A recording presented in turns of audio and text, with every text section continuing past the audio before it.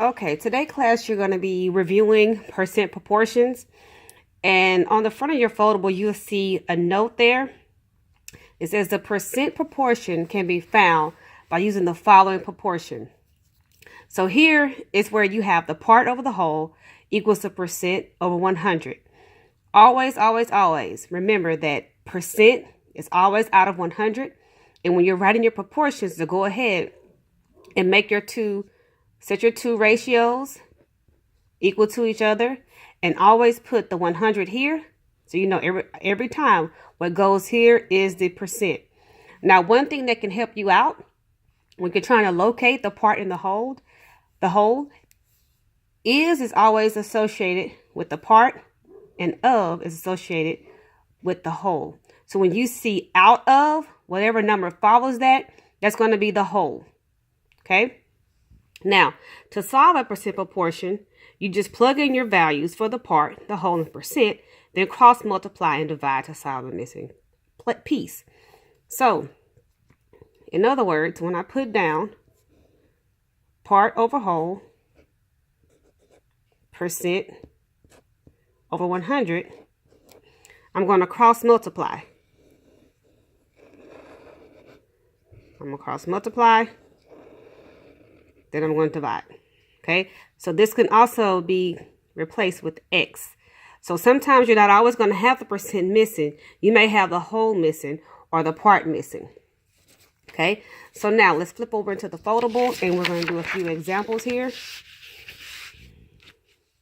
Okay, so now we want to always remember to use our UPS strategy. So let's go through example number 1. So out of the 200 students in the school, 90 volunteered to work the book sale. About what percent of the students volunteered? So if we look at our UPS strategy, we're going to underline our question. So it's asking us about how many, about what percent of the students volunteered. We're going to box in percent because that is an academic vocabulary word. Okay. It says out of. There's that key word, out of. So remember, whatever comes after that, that's going to be our whole. So the 200 is our whole. Okay.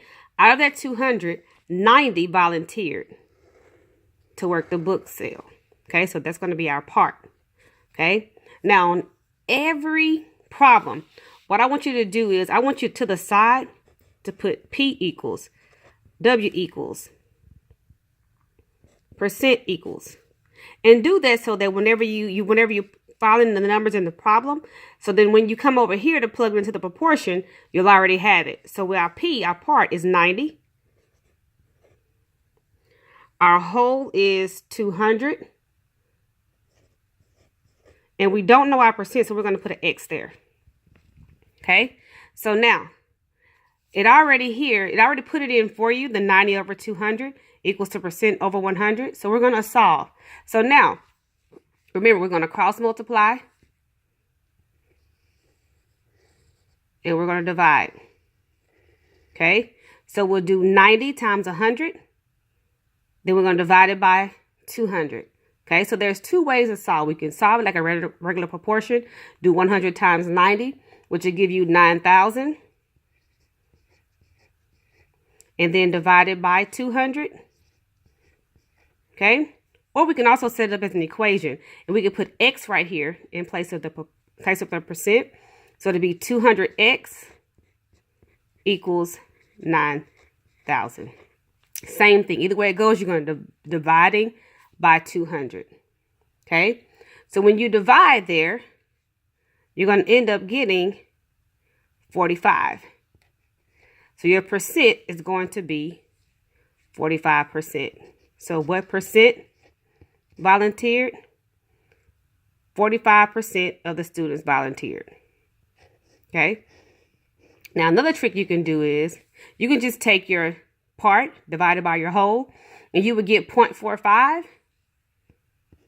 But it asks for you in percent, and we know how to change our decimals to percent. We move it over 2 decimal places. Still, you would end up getting 45% as your answer. Okay.